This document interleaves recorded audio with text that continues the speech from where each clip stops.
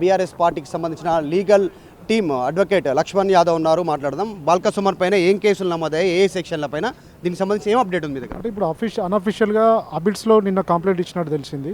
దాని మీద సిఐ గారితో మాట్లాడడం జరిగింది. దానికి సంబంధించిన లీగల్గా మేము ముందుకెళ్ళే అవకాశం ఉందని సిఐ గారు చెప్పడం జరిగింది. అదేవిధంగా నాంపల్లిలో ఎఫ్ఐఆర్ అయినట్టు తెలుస్తున్నది. అది మా లీగల్ టీం అది ఫర్దర్గా దానిలో ఏ కేసు పెట్టారు ఏంటి, దాని మీద మేము లీగల్గా ఎలా ముందుకెళ్ళాలనేది ఇప్పుడు ఈ రోజు అంతా అదే.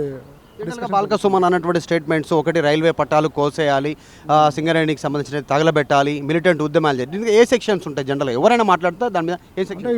ఇంట్లో అంటే పబ్లిక్ పీస్ని డ్యామేజ్ చేసే సెక్షన్స్ 351, 352, 353 ఇలాంటి ఐటీ యాక్ట్ కూడా పెట్టే అవకాశాలు ఉంటున్నవి.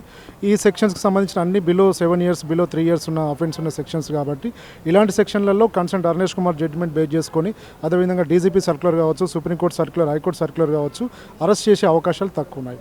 నిజంగా ఇలాంటి కేసులలో అరెస్ట్ చేస్తే మాత్రం పొలిటికల్ వెండెక్టర్ మీద అరెస్ట్ చేసినట్టు మనకు కనబడుతుంది. అంటే బెయిల్ వచ్చే సిచ్యువేషన్ ఉంటుందా?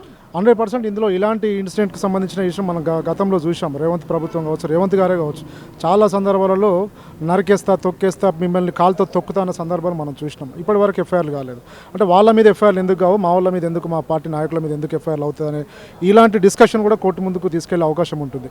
అదేవిధంగా రేవంత్ రెడ్డి గారి మీద మా ఉస్మాన్ యూనివర్సిటీకి సంబంధించిన దశరథ్ గారు కంప్లైంట్ ఇవ్వడం జరిగింది. కంప్లైంట్ ఇప్పటి వరకు ఎఫ్ఐఆర్ కాలేదు, కనీసం ఆన్లైన్ రిసిప్ట్ ఇచ్చారు, ఇప్పటికి ఎఫ్ఐఆర్ కాలేదు.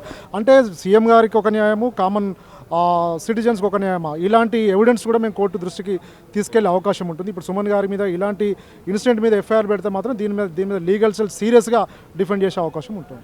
ఇది ప్రస్తుతం 3 years నుంచి 7 years వరకు జైలు ఉండేటువంటి అవకాశం ఉంది. కాకపోతే బెయిల్ సెక్షన్స్ ఇవన్నీ కూడా బెయిలబుల్ అయ్యేటువంటి పరిస్థితి ఉంది అనేటువంటిది లీగల్ టీం ఉంది. లీగల్ టీం కూడా చేరుకుంది బీఆర్ఎస్ పార్టీ ఆఫీస్కి. సుమన్ చేసినటువంటి వ్యాఖ్యలకు సంబంధించినటువంటిది ఆల్రెడీ ఏ పోలీస్ స్టేషన్లో కేసు నమోదైంది, ఏ సెక్షన్ల పైన కేసు నమోదైంది, వాటి వివరాలు తెలుసుకుంటున్నారు. బెయిల్ అప్లై చేసేటువంటి అవకాశం ఉంది.